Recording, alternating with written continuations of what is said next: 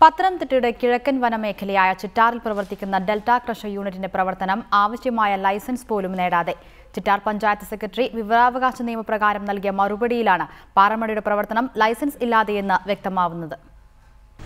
ഒരു പാറമട പ്രവർത്തിക്കാൻ വേണ്ടുന്ന അടിസ്ഥാനപരമായ നിബന്ധനകൾ ഒന്നും തന്നെ പാലിക്കാതെയാണ് പത്തനംതിട്ട ചിറ്റാറിൽ ഡെൽറ്റ ക്രഷർ യൂണിറ്റ് പ്രവർത്തിക്കുന്നതെന്ന റിപ്പോർട്ടർ വാർത്ത പുറത്തുവന്നതിന് പിന്നാലെയാണ് പാറമടയുമായി ബന്ധപ്പെട്ട കൂടുതൽ നിയമലംഘനങ്ങളുടെ രേഖകളും പുറത്തുവരുന്നത്.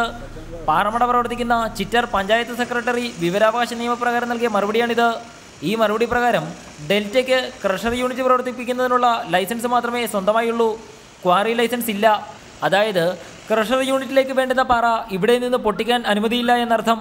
പക്ഷേ ഇവിടെ നടക്കുന്നത് കൂടി കാണുക.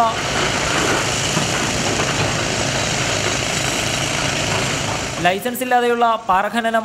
പൊതുമുതലായ പാറ ഒരു ക്വാറി മുതലാളി യാതൊരു സർക്കാർ അനുമതിയുമില്ലാതെ പൊട്ടിച്ചു വിറ്റ് കാശാക്കുകയാണ് ഇവിടെ.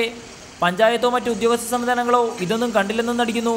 സാധാരണക്കാരൻ വീട് വെക്കാൻ സ്വന്തം പറമ്പിൽ നിന്ന് കുറച്ച് കല്ല് പൊട്ടിച്ചാൽ പോലീസ് കേസെടുക്കുന്നിടത്താണ് ഡെൽറ്റ പാറമട ഉടമയുടെ ഈ നഗ്നമായ നിയമലംഘനം നടക്കുന്നതും.